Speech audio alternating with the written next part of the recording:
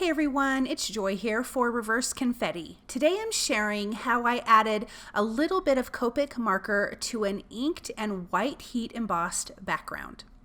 Now I'm going to start with my piece of A2 size white cardstock, and I have small ink cubes that I'm going to just gently run across my cardstock. Now these ink cubes are not super juicy. You want them to be a little bit drier. That way you kind of get this textured linen look on the background. So I have like a minty green, a pink, a yellow, a corally color, and then a regular green. So I've ran that across, obviously in stripes. Now I'm going to go in the opposite direction, but I'm going to be even more lighter handed, and I'm not going to run all the way across. And I want some of these colors to overlap each other. So like when bringing in that pink and it overlaps that mint and yellow, looks really, really nice. And then the orange there on the end. And I'm just going to go over this until I like how it looks. But as you can see, because the ink pads are a little bit drier, this is going to give it more of a textured, papered background. Now, these are also dye inks that I'm using, so once they are all soaked into the paper, this actually lightens up quite a bit and is just a little bit more cohesive. So we will be doing some white heat embossing with the stamped image, from the Wildflowers stamp set. And I just thought the stamp set is perfect. It's a good big size. And then you have it over this beautiful, beautiful background. So I do want this background to dry a bit before I do my white heat embossing on my card. So I put it aside, stepped away for a little bit, and then came back. So here is that Wildflowers stamp set. I'm going to put that off to the side just a little bit. I'm using this in my Misty. I'm going to prep this background with an anti-static powder tool really, really well. But again, my background is dry. And you can test that by putting some embossing powder on it. And if it doesn't just fall right off, then you know it's not dry. I'm going to ink that up with some clear embossing ink. I'm going to do that a few times to really make sure I get a nice, good, crisp image. Then I'm going to sprinkle on that white embossing powder, and then that beautiful image appears. And I like to heat up my heat tool when I'm starting to stamp for embossing, so it's nice and hot when I take it to my paper. I find that it is less warping of the paper if I do it this way. And then you know it's melted because the image is nice and shiny. Now I'm coming in with Copic markers that are not super dark. This is important because when I'm coloring with these, I still want to see the textured background from the ink through my colored images. So for this flower, I used RV11, which you could tell was light. I added a little bit of the RV13 at the base of the petals just to give it a little bit of shading and dimension.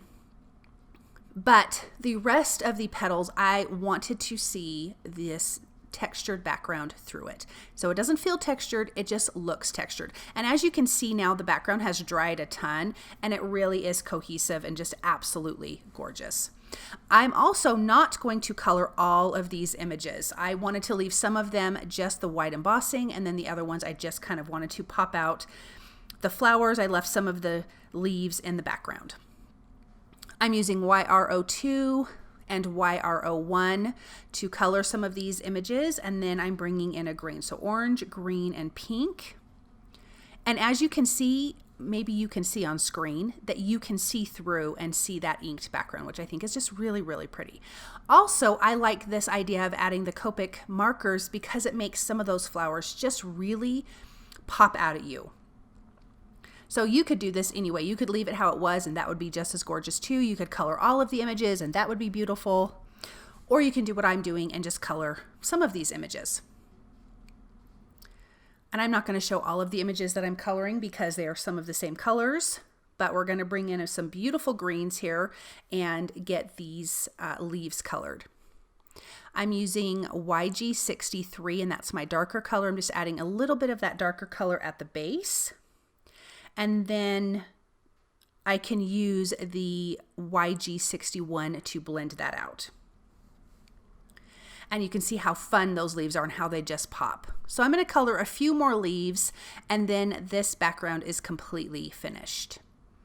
Let's add these leaves to this flower. And as you can see, you guys, this is a super simple background.